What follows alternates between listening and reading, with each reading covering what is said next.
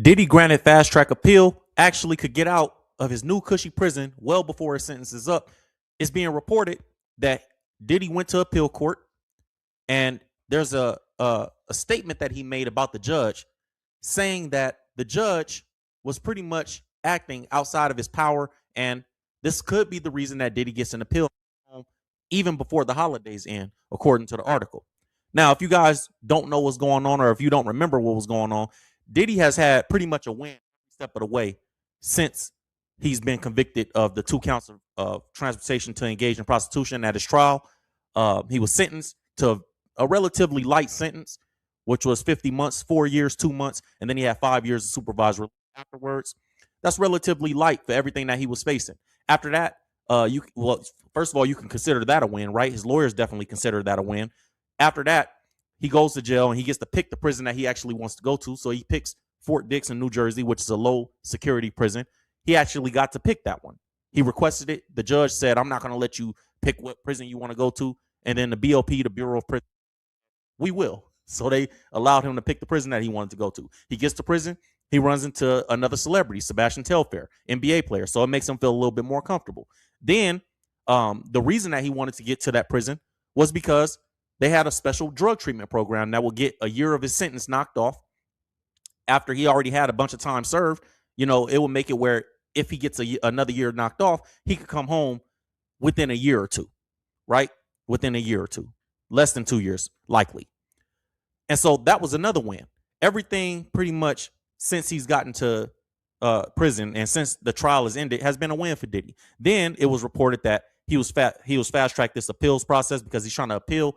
And typically the appeal process takes about 14 to 24 months for somebody to even get before the appeal board and the appellate court to get heard. Diddy was able to get this done in a few months. They say, you know what, we'll allow you to come in 2 or 3 months from now. And now we have the first court date from his appeal court. I'll give you guys a quick refresher on this. It says Sean Combs. This is when he first got granted the appeal, the expedited appeal. Sean Combs may not get out of prison until 2028, but the I'll Be Missing You performer has been cut a couple of breaks that could make his sentence softer, according to the article. Days after Diddy was moved to the low security facility in New Jersey, a federal appeals judge granted the request of the Grammy winners defense team to expedite the process. In the justice system that often moves at a glacial pace, slow, very slow, this means the much accused Combs could stand a chance of getting out way before his 50-month sentence is up. Quote, appellant moved to expedite the appeal on the following schedule. Appellant's opening brief and appendix due by December 23rd, which is today. So now Diddy is in court. Basically, he has to give his opening statement. His lawyers have to give his opening statement to say, why do you want to come home early? Why do you think that you deserve an appeal? So that was December 23rd. That was due, which is today. And I'm going to show you guys what's going on in court as we go through the live. It also said the government's brief is due by February 20th. So he's going to be in jail until February 20th. Really until probably about March. So February 20th, the government has to come and say, hey, this is the reasons that we feel like his appeal denied. The prosecutors, right? The article continues to say appellant's reply brief is due by March 13th. So after Diddy, his legal team reviews what the government files and why they say he shouldn't get an appeal, he can come back on March 13th and say, hey, this is where they made mistakes. This is why they're wrong. And this is why I do deserve to get the appeal. And then the oral in April 2026 is due right after that. So April of 2026 is the soonest that he can get home. And that's what we're looking at. That's the timeline that you're looking at, right? So now it's being said that Diddy has filed his statement, and he had a lot to say about the judge specifically in his case, and that had a lot to do with why he won't or why he felt like he didn't come home when he should have come home. We're gonna get into this, man. As we go through the live stream, I ask that you guys just hit that like button, keep the likes up, and keep it respectful with each other in the chat. If you got a question or comment you want us to put on screen, send it to the super chat, and we'll throw it up. And we're gonna start this live stream with a prayer. We always start, man. Every single live stream we start the same way, giving the honor and glory to God for the platform. Foremost, dear Heavenly Father, We come before you grateful, God, for another day and another opportunity. I ask that you bless those out there that are struggling in this holiday season, Lord. I ask that you give mercy to those that don't have the things that they want to give to their family and their children, Lord. I ask that you bring comfort to the hearts of those that are alone today on this holiday season, God. And I ask that you just let everybody out there have a warm Merry Christmas, if possible, Lord. In Jesus' name, amen. Man, I hope that you guys are doing good, man. How everybody doing today? I hope everybody doing all right, man. So this obviously is a huge story because everybody did with the documentary that just came out, the 50 Cent documentary that just came out, which Dave Chappelle even replied to, right? It's a huge documentary. And you guys know if you haven't seen the Dave Chappelle stand up, go check it out. It's pretty good. He was pretty much in defense of Diddy, in my opinion, the entire documentary. It seemed like Dave Chappelle stood on Diddy's side as much as he could. Obviously, some of the things that Sean Combs has done is indefensible. You can't really stand behind him beating up Cassie or stomping out the Jane in the back of the room. And we've seen there's a footage out there right now floating around that I obviously can't play on YouTube, but there's a footage of the freak off between Baby Mom and Diddy, and it's floating around. And so there's a whole bunch of stuff that came out after that. It's like, you can't really defend this. But Dave Chappelle still found a way to stand somewhat by Diddy's side. The article says Dave Chappelle's repeated expressions of support for Sean Combs in his latest Netflix special leaves one of Diddy's accusers unsettled. Dave Chappelle's jokes and thoughts in his latest Netflix special, The Unstoppable, about the trials and tribulations of the much accused and currently incarcerated Sean Combs have received mixed reaction, to put it mildly. Rightfully so.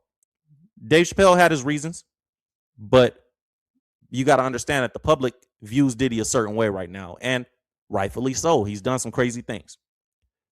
And I don't think that Dave stood 100% behind Diddy, but he definitely didn't criticize him. And he definitely kind of shot him some bail, in my opinion. So, however, for one of Diddy's accusers, there's nothing fun, funny, or insightful about the comedian's comments.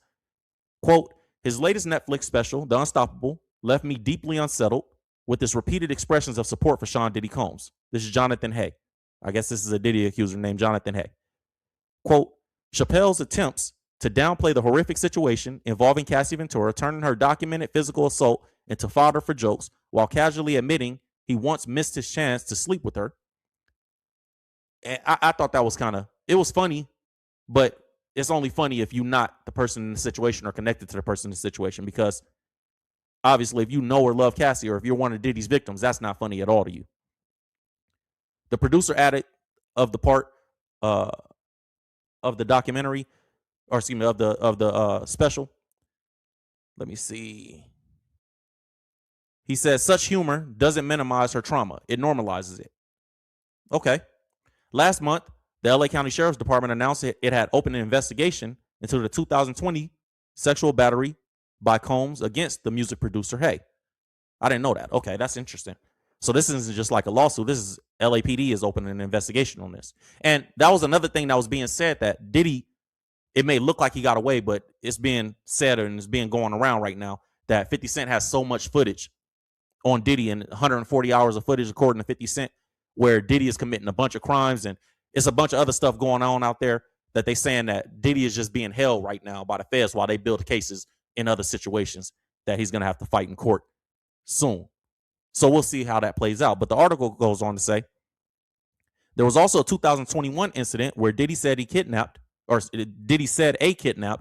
and hooded Hay was being a snitch, and allegedly ordered everyone else out of the room, and then tried to force the plaintiff to perform oral copulation on Combs while plaintiff's head was still covered. This is interesting because this is exactly like this sounds very similar.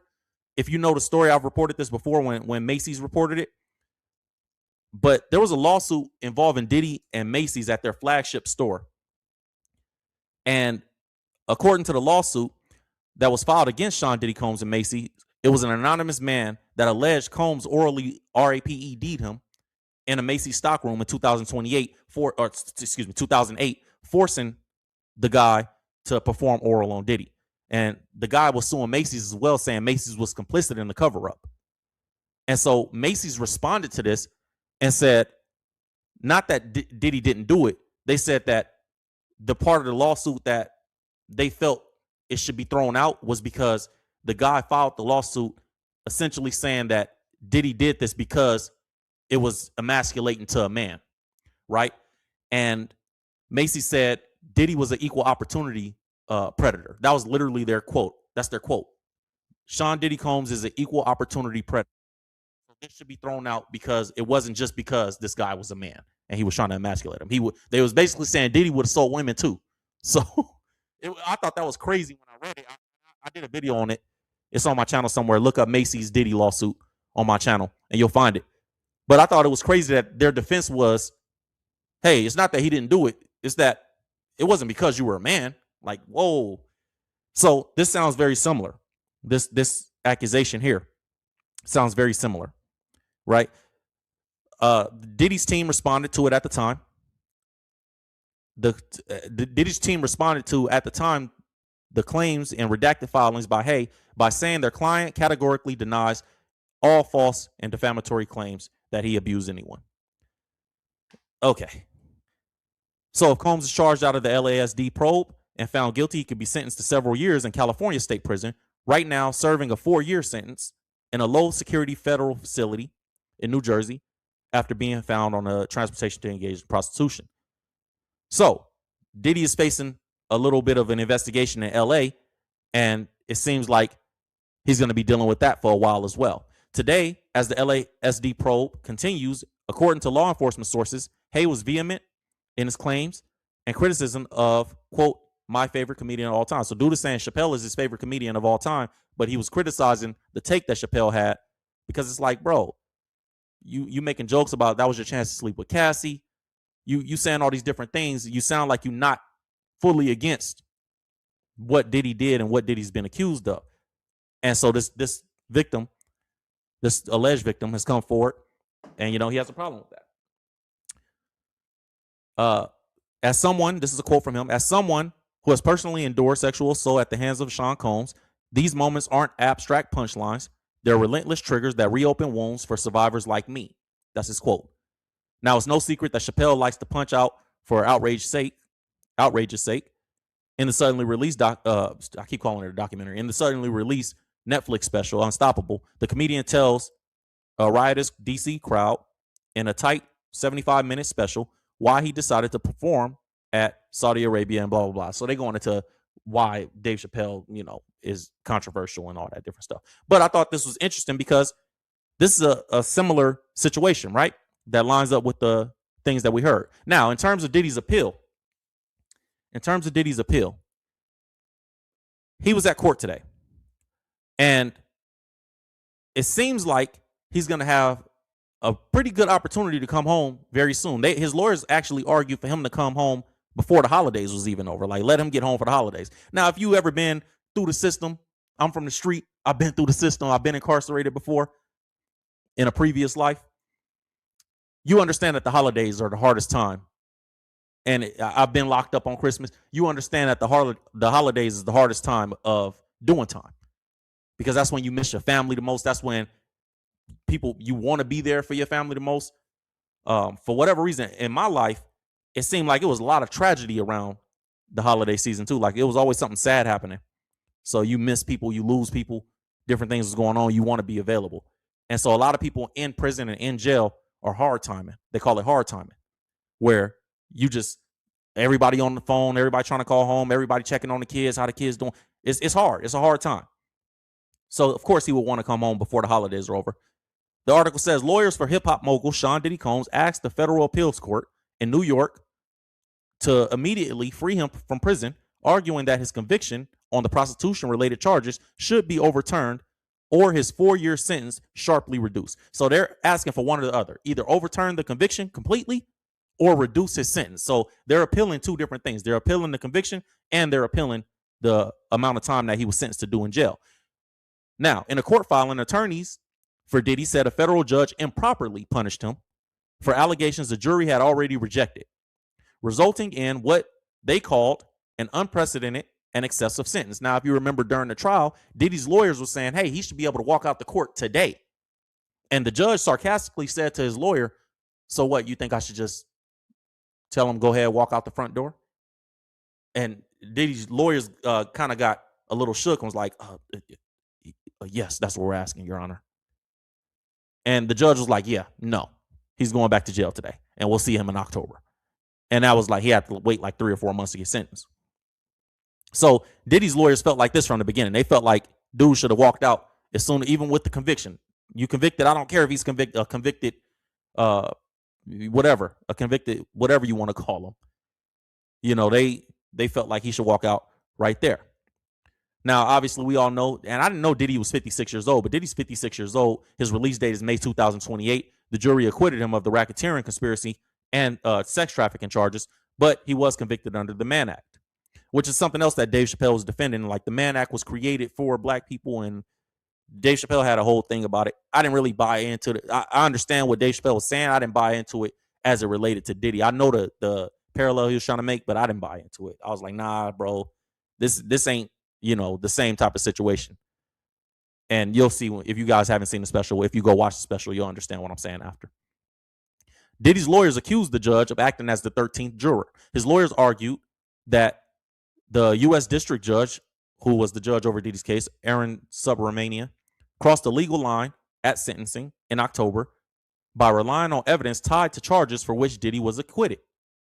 They accused the judge of acting as a 13th juror and allowing those allegations to inflate the punishment. Basically, they're saying, hey, you were using and judging him based on things that he wasn't convicted of this part. So why is that being considered when you're sentencing him?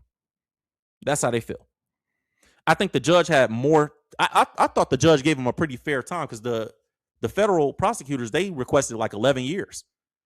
So giving Diddy 4 years, you already have a year served. You go home in another 2 years with good time if you have good behavior and different things like that. Which I don't know if Diddy, if he's still qualified. I know he got into some trouble, got caught with some contraband while he was locked up. But I thought the judge gave him, that was pretty light. I know Diddy's lawyers felt like that was a win for sure. So now they're saying that the judge was a 13th juror and you gave him time based on something that wasn't reasonable. They emphasized that Diddy was convicted on only 2 lesser prostitution-related counts that did not require proof of force, fraud, or coercion. The defense urged the appeals court to vacate the conviction, order his immediate release, or send the case back to the judge with instructions to reduce the sentence. Interesting. So the quote says, defendants typically get sentenced to less than 15 months for these offenses, even when coercion, which the jury did not find here, is involved. That's what Diddy's lawyers wrote. They argue that the judge ignored the jury's verdict and instead made his own findings that Diddy coerced, exploited, and forced women into these acts. Conclusions, the defense says, directly led to the longest sentence ever imposed for a comparable case. Okay. I mean, that's a fair argument. If that's the truth, I don't know that to be the truth, but if that is the truth, that's a fair argument. Hey, most people get this much time for these type of charges. Why did he get more? I don't know. That's something that the judge would have to answer. And I thought that was probably a big reason why the judge. Oh, here we go. I thought that was a big reason why the judge gave him what he did, because he was looking at the entirety of the situation. And the article goes on, it seems like, to say that. So if you dig deeper, it says at sentencing, the judge said he considered the testimony from 2 former girlfriends who accused Diddy of physical abuse and pressuring them into sleeping with the male escorts while he watched, filmed the encounters, and masturbated. One of those women, Cassie, testified that Diddy ordered her to engage in what she described as disgusting acts with strangers hundreds of times. So we all know what Cassie and Jane, which we know who Jane is by now, we know what they testified to. The judge did say that he considered those things. So you have to consider the victim, because Diddy was convicted. It wasn't like he wasn't acquitted of those charges. Somebody had to be listed as victims of those charges.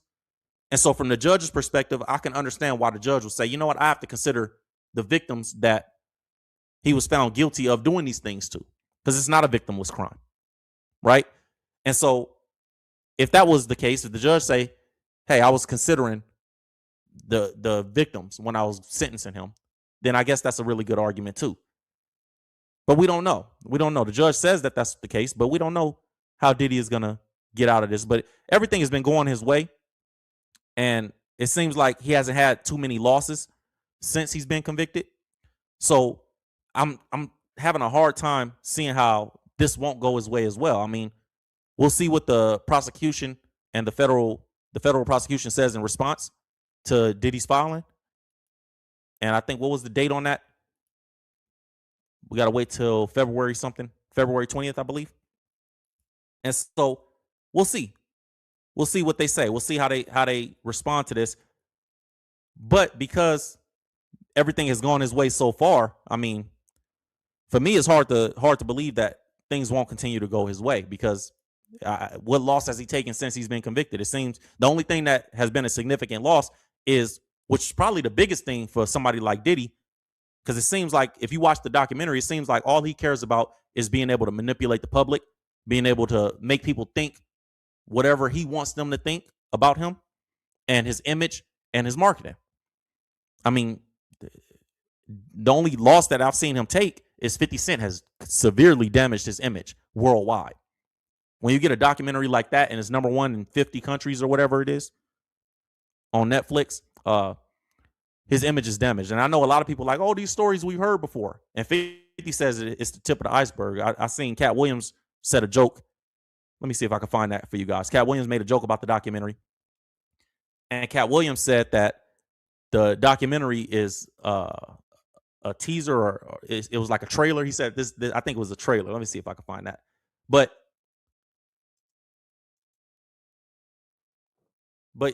that's the only loss that Diddy has visibly taken. That's the only thing that we really saw, where since he's been convicted, at least, is his image being damaged. And so I can't find that Cat Williams, but that you guys probably find it. But the jurors, I thought the jurors in the documentary that pretty much were fanned out. One of them was extremely fanned out. Where was she? Y'all remember this one? Y'all remember this juror? She was super fanned out in the documentary. I'm like, oh, that's why he got off right there. He had people like that back behind the scenes. And then he had the Indian. I think he was an Indian guy. The Indian guy, like, you think you're gonna take all his money and all? He's talking to Cassie. Indian dude was like, you think you're gonna take all his money and enjoy your life and live like a rich girl and then go walk away free? I don't think so. I'm like, oh, he divorced. That's a divorced man speaking. I don't know that he is. I'm just saying that it sounded like he was speaking like a divorced man. That's how it sounded. But this woman right here was super fanned out in the documentary. I was like, oh yeah. She made a comment about Diddy. She was like, yeah, when he was sitting there, and I was like, this is Diddy. This is Puff Daddy. And she was like, and then he was doing this nod to us, like, and I remember that nod because I remember when I was watching Making the Band back in the day. And I'm like, and she was like, he used to do that same nod on there. I'm like, oh, you super fanned out. You remember how he used to nod on a TV show 25 years ago, 20 years ago, or whatever it was? Like, yeah, you a super fan. That's why he got off. And I know her family, like, embarrassed.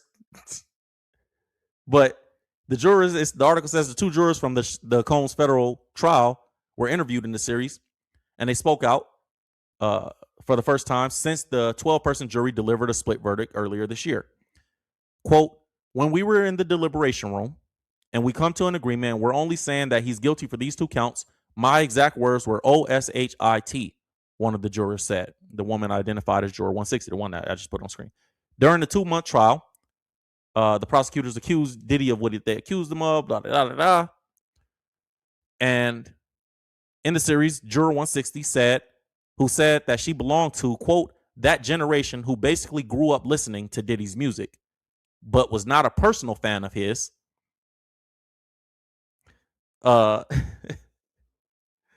asked whether she believed that Combs was a violent person. She said that based on the 2016 hotel surveillance video of Diddy beating up Cassie, she said he can be. Not yes he is. He can be.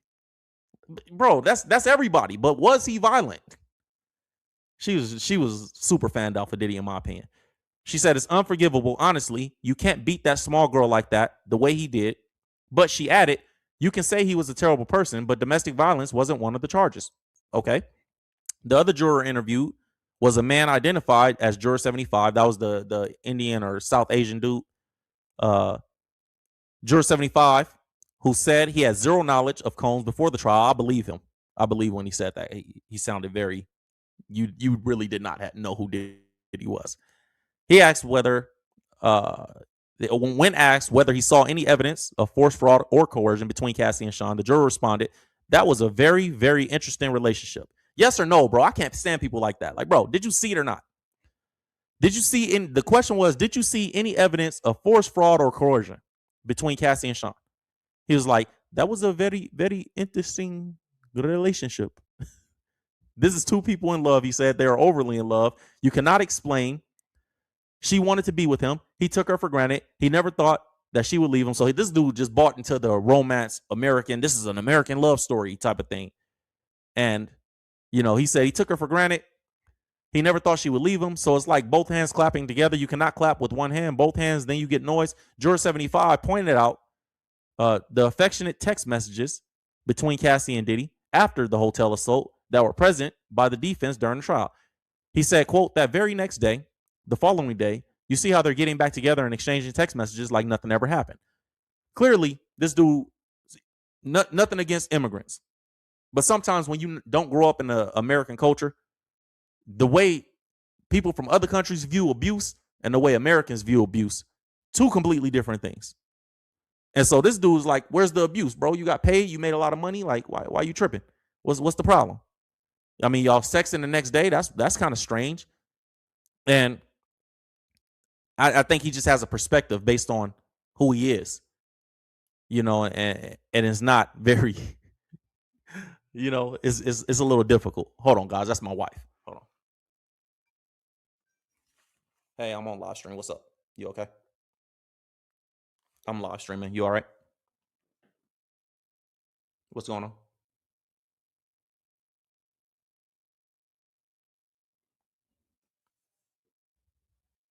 All right. Say that again. If there's anything specific that you want me to cook for tonight or tomorrow, because I don't want to go outside after I come back. So I was going to go to the store now. Okay. I'll text you. Okay. I'm about to get off live in a few minutes. Okay. All right. All right. Bye. I just want to show y'all how I got a good woman. I just want to show y'all, I just want to flex a little bit. Anyways. So this dude, he has a very specific perspective on how he feels about this thing. So he says the next day they were exchanging text messages like nothing ever happened. So now we're confused. What's going on here? He's beating her, and then the next minute they're going on dinners and trips. It's like going back and forth, back and forth, back and forth. He said, that's my answer, the juror said. I mean, if you don't like something, you completely get out. You cannot have it both ways. On some level, I understand why he feels that way. And a lot of people feel that way. It's not just him. There's a lot of people that say, but if you know anything about domestic violence, if you know anything about abuse, it's not just a get out type of situation. This dude was blowing up cars, allegedly. He was accused, Diddy was accused of blowing cars up and threatening to have people killed and pulling guns on people and shooting people in rooms. You can imagine the things that Cassie heard about, knew about, and pillow talked to this man about when it comes to violence. On top of her getting her own abuse, on top of her, everybody knows that over decades, if you watch the documentary, it kind of pieces together why Diddy would feel empowered the way he did.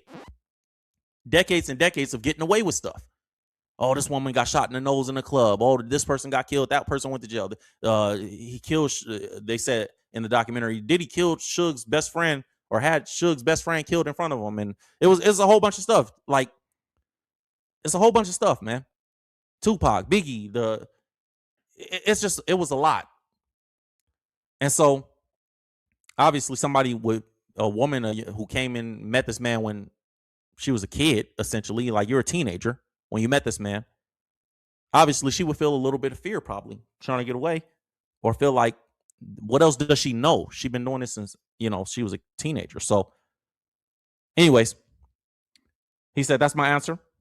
He said, when asked if he believed that justice had been served in the case, he said 100%. We saw both sides of it and we came to our conclusions.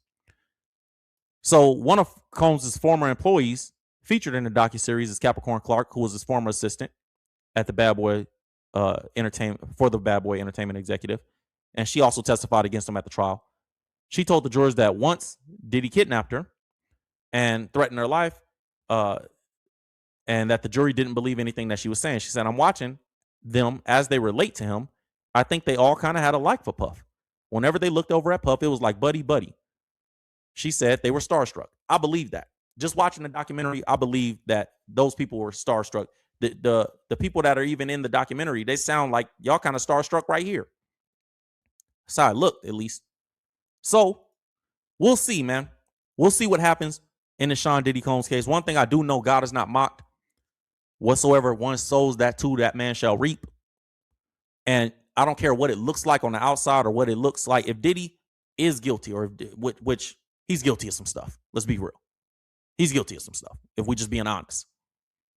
But you're not going to escape that in this life or the next, bro. You're not going to escape it. God not mocked. That's scripture. You can't go around doing anything and expect you can't sacrifice the well-being of others for the benefit of yourself. It just doesn't work like that. And this is a lesson in this, man.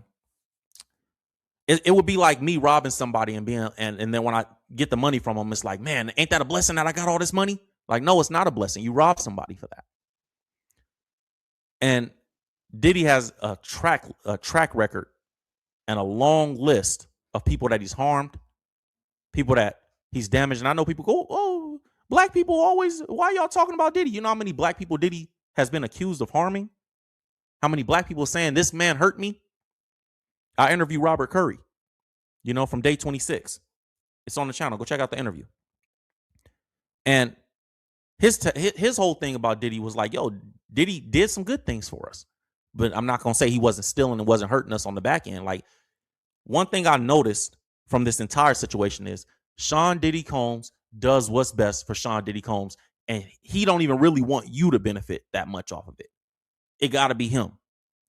So if he done anything for anybody, it was because it was going to do something major for him. That's what it looked like, at least. So we'll see how this plays out. We'll see if he gets his appeal. And we'll see if they allow him to come home before the holidays are over, or, they allow him to come home in April or whatever is going to happen. I think that he's going to win his appeal personally, because I'm just going off a pattern. And it looked like everything has been lining up for him so far. So why wouldn't this? That's all I got for you guys on this one. I hope that you guys was blessed by the information and being able to come here and fellowship with each other, get your opinions off. Let me know what you guys think in the chat. If you're not a subscriber, obviously you can't be in the chat. Do all that YouTube stuff. And I'll see you guys on the next live stream. God bless you guys. Merry Christmas. Happy holidays. Happy New Year. If I don't see you guys before then. And enjoy your families. And make sure that you're a blessing to somebody in your life or somebody around you in this holiday season. God bless you guys. See you guys next time. My name is Will Evans.